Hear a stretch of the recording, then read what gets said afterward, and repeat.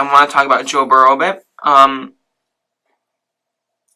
want to dissect a bit of what he did in the Clemson game, but more of what I've noticed against Clemson, against Oklahoma, and just throughout this whole season.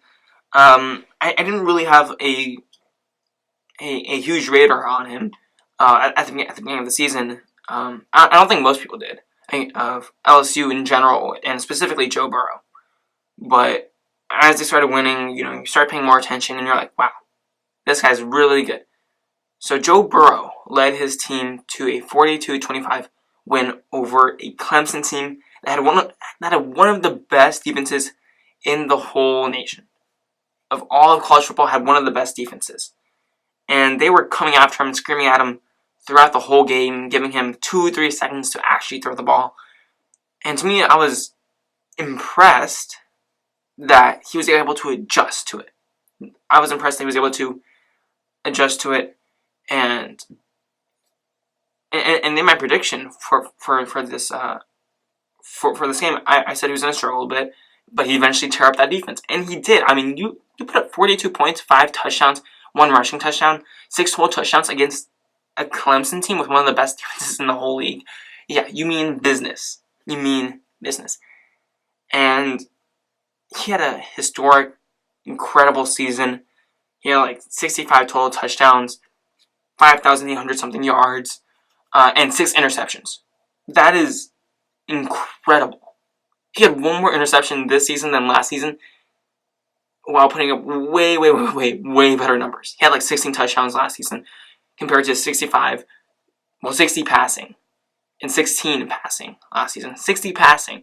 That's what? But although the numbers are there, I want to get into a bit more of how he plays as a quarterback, what I think about him as a quarterback, and why I believe he's ready for the NFL.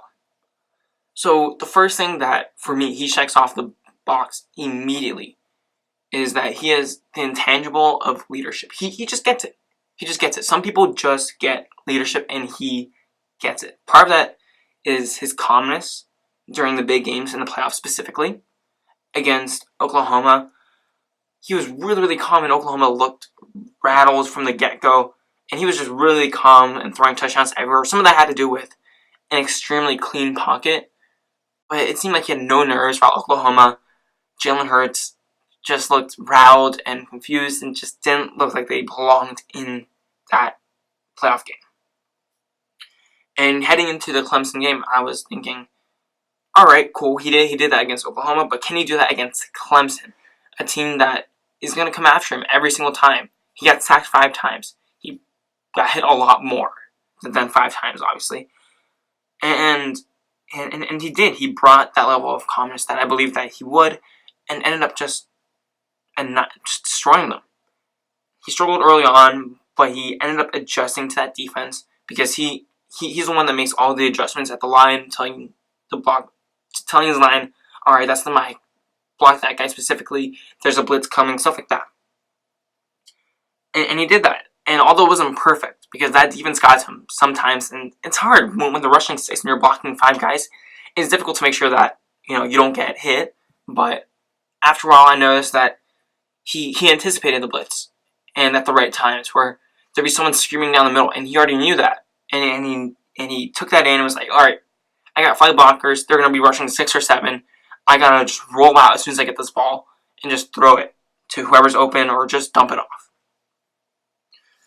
But throughout that, he just seemed really calm to me, never really panicked at all, even when he was down 17-7.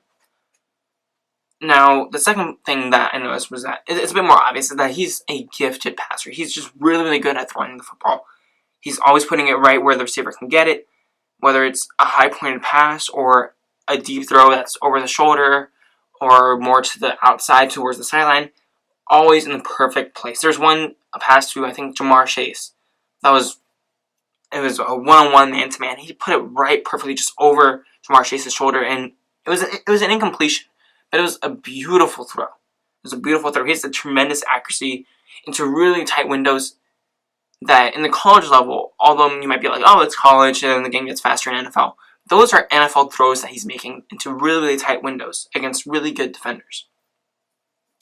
And then the third point, which is maybe a subset of being a great thrower, is that he has a great IQ, great patience with throwing the football. He doesn't force anything downfield, like Jameis Winston or Phillip Rivers or players like that, or Sam Darnold, and he's getting a bit better at that. But like Sam Darnold entering the league and in college.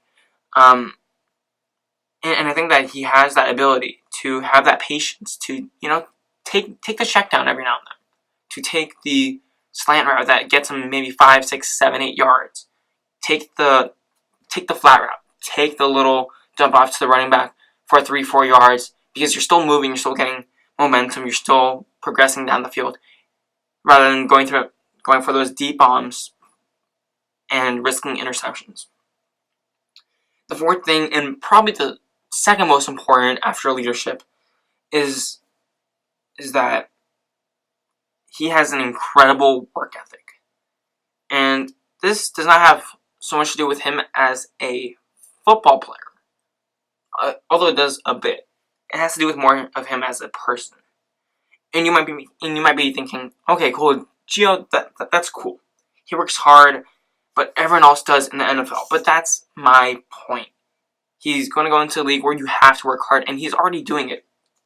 But he also goes above and beyond. He's gone to where he is, not because of his talent, although he does have a lot of it, but because of his hard work, his work ethic. The same reason he had the season that he had is because he works hard. It's the exact same reason that he's gotten there in the first place, and to why he had such a great historic season. When Joe Burrow was battling for the starting job coming from Ohio State to LSU, I had to do some digging to find this, but Joe Burrow would come in early, fighting for that starting job, would come in early just to watch film and learn that LSU offense so that he could be better suited to win that starting job. And I imagine that he continued to do that, not only with the LSU offense to better himself, but also scouting and looking at other teams on film. And people recognize that hard work. That hard work translates to a level of respect that people see. It doesn't matter how good or bad you are at your job. It does a bit, but if people can see that you're working hard, they will have a level of respect for you that goes into leadership, especially if you're good at your job like Joe Burrow is. If you're good at your job and you continue to work hard at it, rather than being like, okay, I'm good enough, I'm competent, I don't really need to do anything else or much more. I think that Joe Burrow goes above and beyond, and I think that translates to a level of respect, and which translates to a level of leadership in the locker room, which goes with that first point that I made about his intangible of leadership. Those two work together. Leadership and hard work, those work together. And you need that going into the NFL, and I think that he has the tools, the intangibles, and also the ability to step into the NFL and just not go off and break records and stuff like that, but to do well in the NFL. Now, I'm sure that some people that maybe listen to this are like, hey, you know what? I completely disagree with you, and Joe Grady is the reason why he had this tremendous season. And I don't really know what to tell you. If you completely disagree with me, then you just disagree with me. If you think Joe Brady is the reason why Joe Burrow had the great season that they did, then fine. But we'll see what Joe Brady does with the Panthers.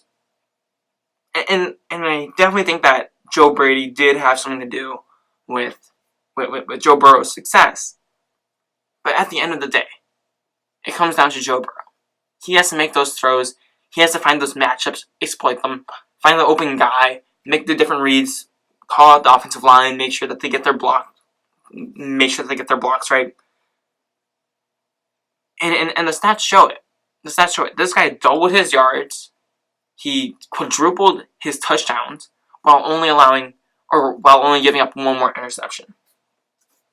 So yes, Joe Brady, I'm messing up his name. He definitely finds matchups that are favorable to Joe Burrow and helps him exploit it, or puts him in good positions to exploit it. But at the end of the day, Joe Burrow has to make the tough throws, and he does. And he does it really, really well. And I think that the clearest example of his work ethic that everyone can see, and that stands out to me, can be seen on the sideline after every single drive that LSU has had. I mean, the biggest thing that stood out to me against Oklahoma, although he had 7 touchdowns, although he had a magnificent game, he had a rushing touchdown as well. They were up 35 points going into halftime, 49-14. 50 seconds left. He throws his 7th touchdown. He celebrates with his teammates for 5 seconds. 50 seconds left in the first half. They're not going to get the ball back. First thing he does, after celebrating with his teammates for 5 seconds, puts on a headset, listens to Joe Brady, and tries to learn and get better. Because he's never content with the status quo or the touchdown that he just got. He wants to be better. He's a guy that wants to win. He wants to be the best in the game. He works hard for it. And I think that just because of that work ethic is the reason why he will succeed in the NFL. No matter what team he goes to, he will succeed. So I'm excited what team he goes to, and just excited to see what he does in the NFL.